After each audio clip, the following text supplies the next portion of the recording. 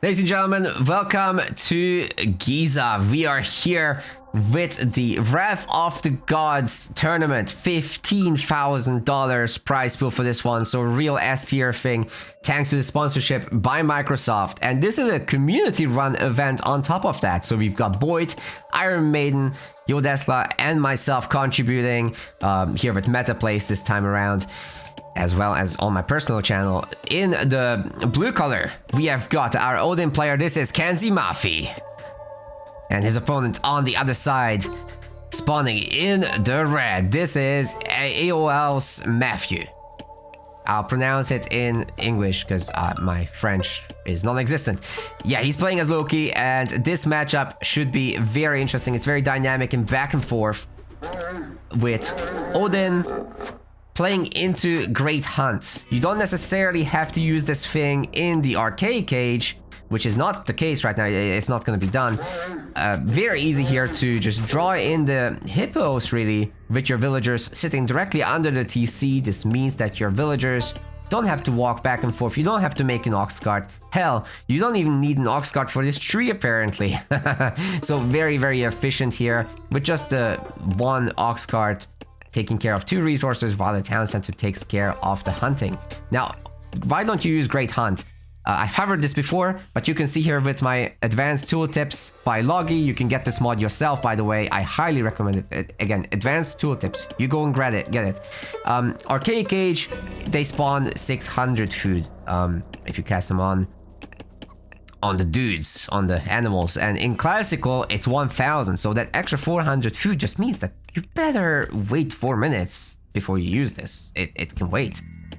And you can spawn some really chunky animals later down the line. Also, by the way, right now it's a Thanksgiving event, hence these are not chickens, these are turkeys. And the berry bushes are now pumpkins, so it's a seasonal thing. I've left it on, I thought it's fun. Anyways, lots of hunting going on here for Matthieu. And looking at the resources right this moment, I think it's gonna be a much faster advance for him. Indeed, that's going to be the case. Forseti is already coming up, and the Hersier should be briefly queued up as well, momentarily. Freyr on the other side for our Odin player, again playing into that raiding gameplay that was predicted. No surprise there whatsoever. Whoa, sir, why are we berry picking? Or pumpkin picking in this case. I think the idea is you save Great Hunt for these two hippos. They're really drifted apart, so there has to be some work done on luring these together, sort of. That's gonna be very important. While we are advancing, let's take a look around the relics, which are also turkeys, I think. They are absolutely turkeys. And also Kenz is from Turkey, so the whole thing is complete. The prophecy is true. Canopic Jar of Imseti for infantry training time reduction. Task of the Iron Board for cavalry HP. Now that's very nice for Odin. We've also got the Eye of Odin for throwing axeman attacks. That's going to help a lot against the Hersier. And we've got the Skulls of Seropes, which is the monkeys. 6 monkeys. Alright, we've had the Great Hunt, the animals just move together, and you've got a thick boy over here. Might be a thick girl, you never know. But this one has 600 food in. 600 food, 50% chunkier than the others. That's the alpha.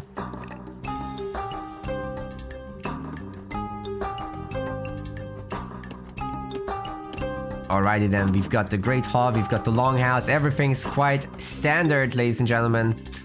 The Valkyrie is looking for some damage, will not be easily finding it. I mean, if you've got Forest Fire, sure, you can at least shoo away these villagers, right?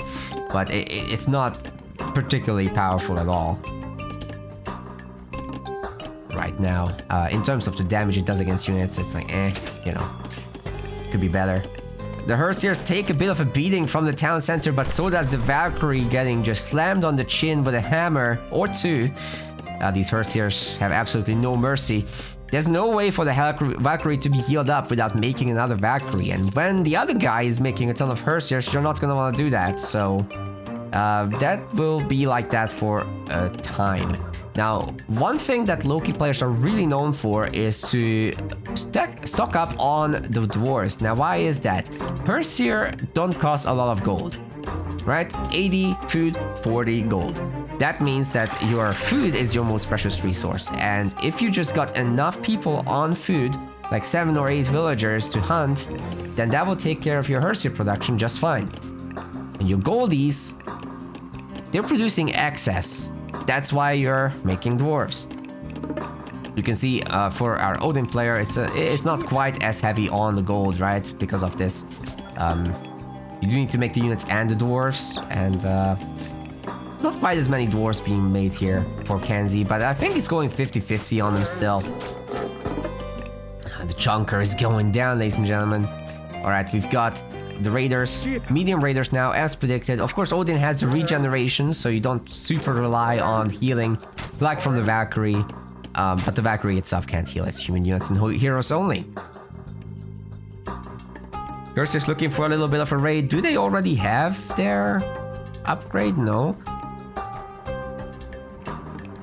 No, that's gonna be a while. Fortunately, it does give them a speed upgrade as well as the infantry. But that's not yet researched. I think we're gonna see some villager kills, however. No. Kenz pulled it back. And now he's getting the pickoffs here against the Herseer. So this is actually fantastic. We've got a raid as well as a forest fire on the other side of the map. But this should be handled by the defending units. Plus the healing spring, of course, will heal everyone back up here. Not too much of an issue, I don't think. I think for next game, I need to disable these pop-ups here. Annoying, right? So we'll turn that off next game. The Herseers are getting beaten up a little bit. I would love for the cavalry to move a little bit ahead, but with the reinforcements coming in, this is good enough. They'll go down. So that's some really good pickoffs. The hero should probably run around and pick up this relic in particular, the Tusk of the Iron Boar. Having an extra upgrade on the cavalry, essentially, right? That's not something you want to... Don't look a gift horse in the mouth or something. That's what they say.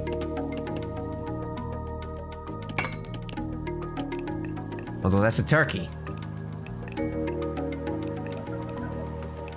But maybe the Turkish have something against eating turkey. I don't know. Okay, good talk. Moving on. We've got Watchtower coming in. We've got Hall of Fanes coming in. That's going to be a 5% speed increase for the Herseer, but only 5. That used to be a lot more in the original game, right? So these guys end up at 5.2 speed. It's still significant. But the real benefit is for infantry, which gets 10%. So berserks are now 5.7. Maybe at some point, having some berserks wouldn't be the worst.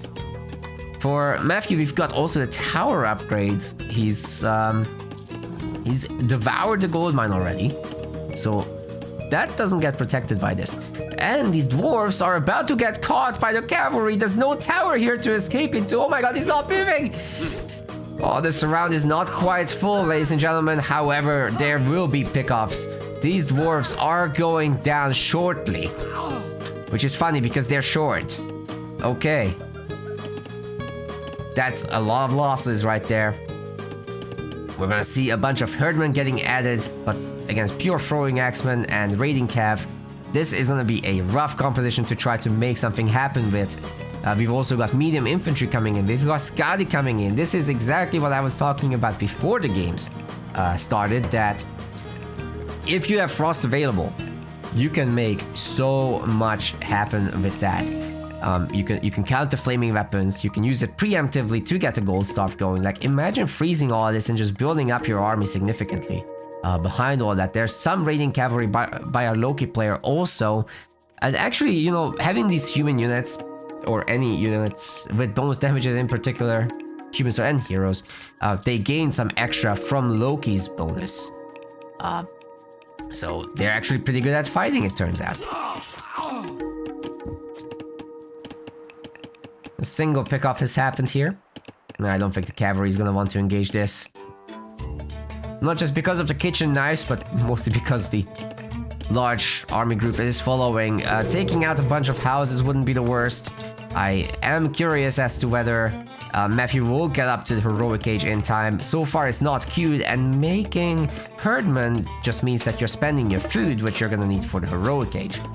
So that he might be shoehorning himself here into some serious trouble as the heavy infantry gets added for Kenz. And that will absolutely catapult the power level of the throwing axemen in particular for this next fight. And then the heavy cavalry has been pre-queued, so once that kicks in, these raiding cav are gonna be bonkerinos. The Radic is still here, so I continue being annoyed. Gotta be really careful not running into the herdman and stuff like that though. But the gold control is looking solid, and this is the only place that Matthieu can realistically go to. I mean, you could go here or try to sneak this. But as long as there's gonna be some minimal amount of vision from Kenz, he should be able to cover that and go for the gold star. Now the gold star, for those of you new to Age of Mythology, is important because there's almost no unit you can make that doesn't cost gold in this video game. There's like trolls here, but anyway, the big fight coming down, and the replacement rate is gonna be in the toilet for Matthieu. He's trying to save up for heroic, but what he really needs is men on the field, and he's not gonna have them, ladies and gentlemen. Kenz, Mahfi takes away the very first game that we're casting today against Matthieu. Congratulations, well done. But it is a best of 3. The work is not finished. Let's see the stats real quick before we move on. All right, we've got poor Matthieu only winning the losses category. Yeah, Kenz has just played really well here, right? The total population chart tells a story. Civilian units in particular tell a story, because there were a bunch of pickoffs, especially here. But even before that, what's this flat line? I think Matthieu wasn't making economic units for a little bit. That's not good. That is not good. The military units, as a result, were able to catapult forward. And this is what it looks like when it comes to all resources collected when you have a discrepancy like that. Now, Odin does have the benefits there anyhow, but this is on top of that because of hunting bonus, right? But also villagers on top of that, yeah. And the mobility of the raiding cav, once again, showing its power. Ladies and gentlemen, welcome to game 2 of the series. We are on Elysium. There's been a switcheroo of gods. Kenz, Mahfi sticking with the Norse for now, with Freyr here in the blue color.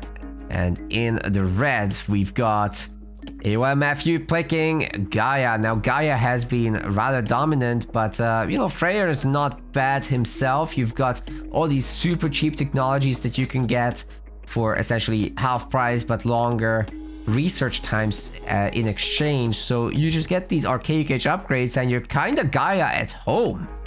This is kind of what Gaia does as well, but Gaia just gets a discount. So, but it's only economic upgrades that Gaia gets out of this. Freyr's bonus affects all the military upgrades too. So technically it's a stronger bonus, but you know, with Gaia having a lot of momentum in the early ages, as well as getting boosted immediately from the start of the game with higher wood income, that's all really nice here with the Gaia trees.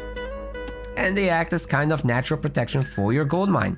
Then again, I don't see a world where Freyr really goes that aggressive and you know, actually goes after Gaia's forward gold mine early on. I just don't think that's a thing. You would probably just want to play a little bit more defensive, slap down your Asgardian hill fort in a location where you protect hunt and gold if possible. Very rarely does that happen though. Like if you put it here, that will kind of protect your hunt and gold. That's probably the key location right now. This one doesn't have hunt nearby. But yeah, what do you do as Atlantean? You go around the map, you spread out your oracles, you get the scouting information, and they get a favor for you from the very beginning of the game, almost like you have free Greek praying villagers. You're gonna have an immense favor bank as Atlanteans in the early game, which typically gets spent on Caladria. Now, automatons are not really in the meta, so we're probably not going to be seeing Leto here anytime soon. Maybe in a few patches, right? Like, the devs are clearly cooking something. And let them cook. They've done it with Ra, putting it all the way to the top, so I'm guessing Leto is next within the minor god pack of things. But right now we're gonna have Oceanus. Now that's gonna come with the Caladria. Can slow, can fully heal units, or burst heal them at least. And that's some pretty potent stuff. You can chase down stuff so well. The Terma are sick once again. Really fast units that can kite all day long. And then you go into Contarius in the Heroic Age. That's typically what we should be expecting from Atlanteans here, especially a Gaia, who has a great economy, then gets a discount on all of this cavalry business. The cavalry upgrades are cheap for Atlanteans since they only have one cavalry unit. Add that all together and you get a whole lot of those boys. I don't know about sending your Oracle all the way across the map though. There's gonna be an older advance done, and when the advance is done, your initial units will be getting their damages normalized. Right now it's 0.7 damage per attack is nothing for the Berserk, but yeah, suddenly the Oracle is feeling it now that it's 6.5. It's pretty fast attacks too. So that's one pick-off, a great one as well. Two things you can do with your oracles. Yes, put them in the corner, but the other thing is that you can put them in a building. Like a manor. Like a tower. You might as well be home, right?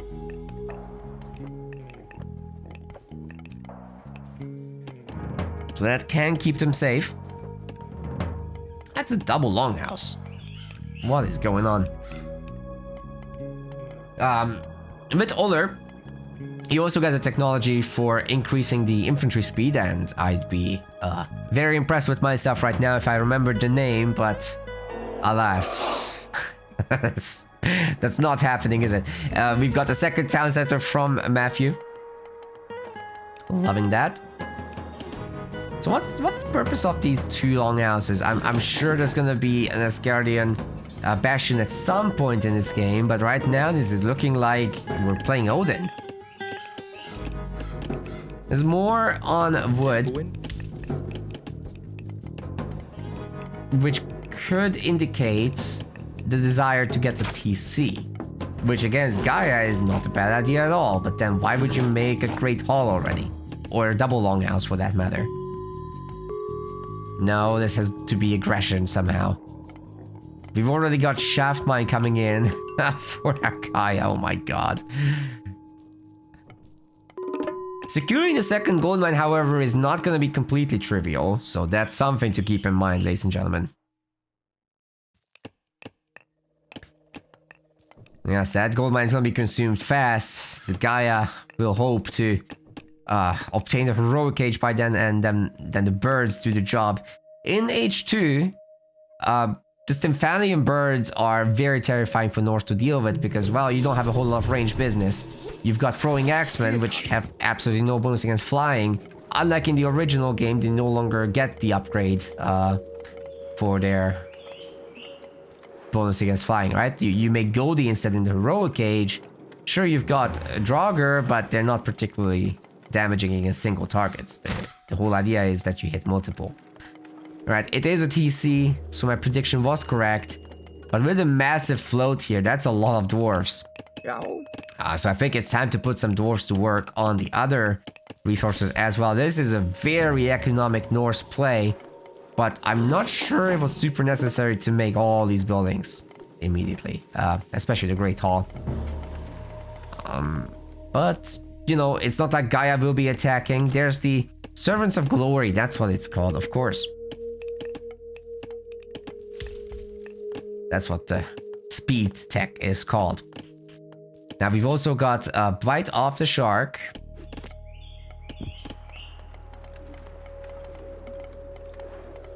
That's gonna upgrade more Millows to kind of deal bleeding damage over time. We haven't checked the relics, have we? We've got the Scarab Pendant. That's gonna make some siege weapons better. We've got the Pandora's Box for Myth unit favor cost reductions. Oh my goodness, that is sick for the Norse player. So here's what you're gonna want to do. You're gonna want to pick that relic as soon as possible if you're Kenzi. And you're gonna want to go heroic. And then you're gonna want to make some stone giants. Rock giants, excuse me. And that's gonna be a huge issue for our Gaia. Gaia does not have divine damage in the roster of heroes. So those rock giants would be resisting all the stuff. Something like Egypt doesn't have to worry about because you just get divine damage from your priests. It's just health you have to deal with. Here you have to deal with the armor too. This could be quite potent indeed. Let's see where Kenzi will take it. Second Great Hall is in, and we have third Great Hall and third Longhouse. Man, that's a pump right there. But I think he's mostly interested in the heroic aid, just spending the wood in advance, making sure that all the production will be there for the later stages of the game. Here come the Terma and the forward dwarves as well, because the main gold mine has already expired for the Norse. Again, the dwarves gather insanely fast at 1.17 per second. It's a very high rate for the early game. Heard a market coming up. Or armory. That's the market though.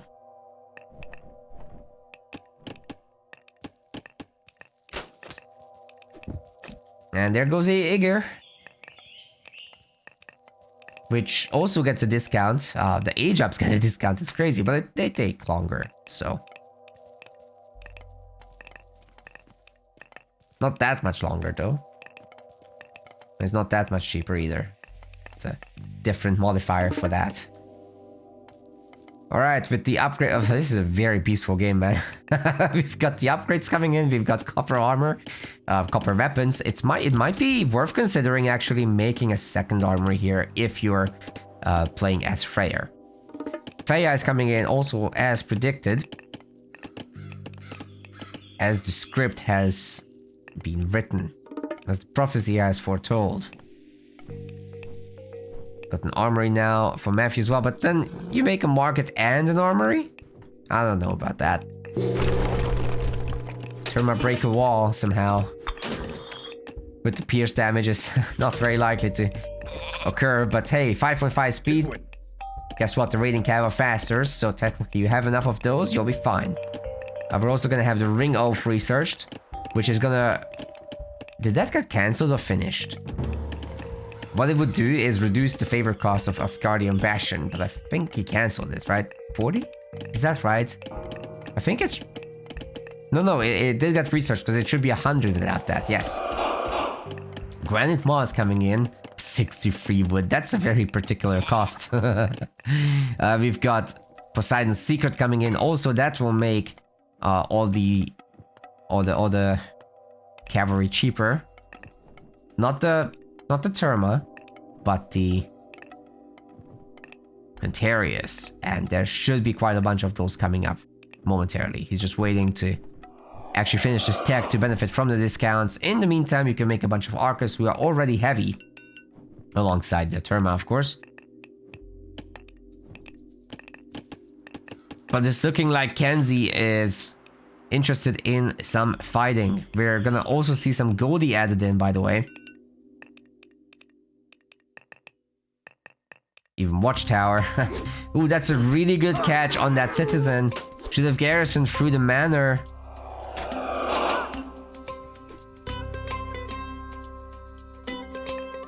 And we've got Lance of Stone coming in, of course, which will make the Contarius a little better with damage.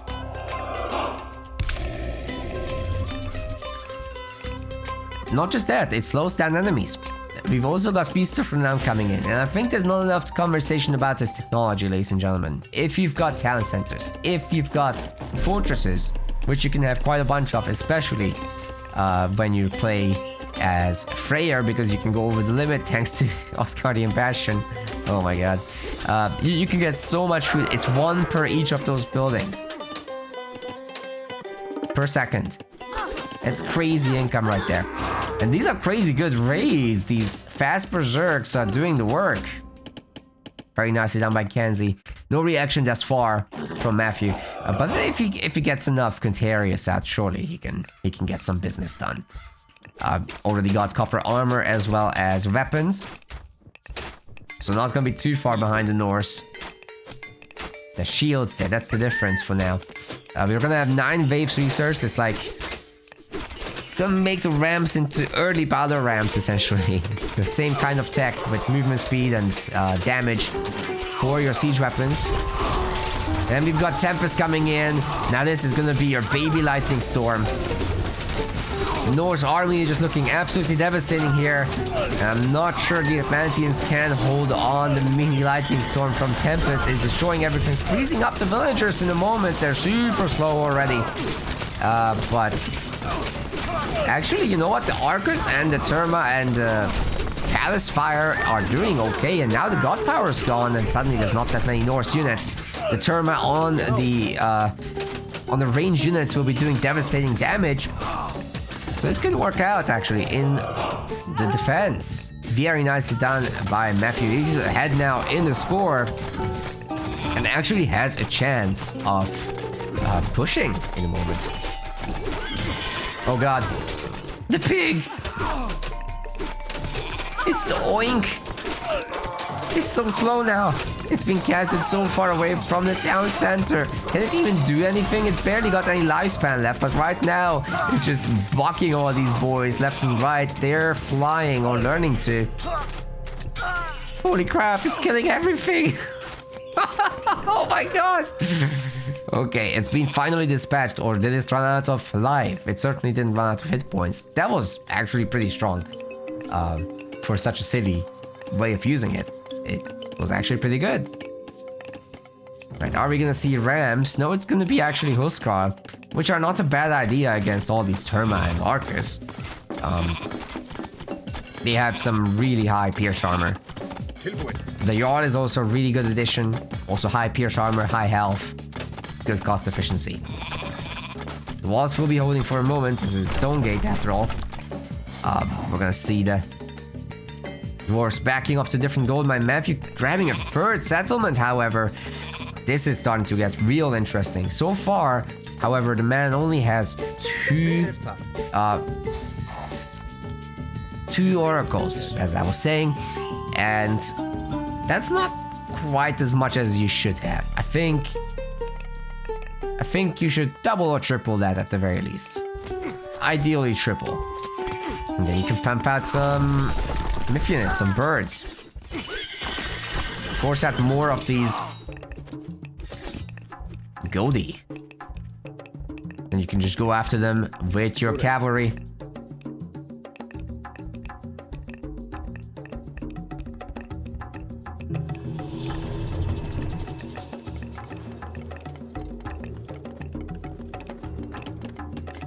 Second Asgardian hill forts. 2 hill forts are better than 1. 3 hill forts are better than 2. Oh, that's a house that's not finished. Oh no. Anyways, this is gonna make it so that the food income is now gonna be... what, 5 per second? Because of the upgrade. Oh, and I forgot to mention that that Feast of Phrenatic also causes some slow healing in the vicinity of these buildings, so that's pretty good. Alright, I want to see the Dryads now. Second tree has been cast, of course. And Matthieu is now pumping out the Dryads, which is going to be a great addition to this army. Also, they cost wood now in Retold, so... they used to cost gold in the original game. They got the stat buff as well. They're really nice, I think. Oh, and when you have multiple trees, you can make more of them. That's even better. Fortified TC is done, and Mythic Age is coming in with Atlas. Now, on the current patch, Implode is one of the strongest god powers in the game. You can't really avoid it. You can't garrison during it. You can't run, you can't hide. You can die, I guess. That's what I always say. Guess I'll die when I see it. Maybe these guys are better, though. We'll see. More walling. More stalling. It's a good idea. You know, Vidar is coming in. Now, that's a much more avoidable thing when when it comes to his god power. Inferno is definitely something you can manage. But if you eat it, it's gonna hurt. Guaranteed. A bunch of berserks here, but not quite enough to shoo away all that cavalry. However, the addition of the... Oh, this is now a Bergrisi, not just a rock giant. Very nice. Its health has been quite drastically reduced, however. So maybe what I said earlier about lacking divine damage for Atlanteans is maybe not that big of a deal anymore. I did forget that.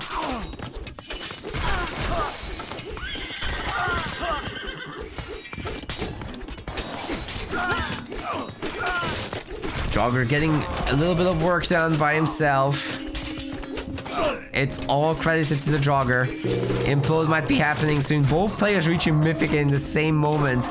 We've got the Fafnir. So many upgrades are being queued up by Kenz. He's just pre-queuing everything, isn't he? He's getting bronze weapons. He's getting fortified sensitive quarry, carpenters, fury of the fallen, twilight of the gods, bronze armor, blood control. Oh my god. This is Freyr, ladies and gentlemen. You play for this late game.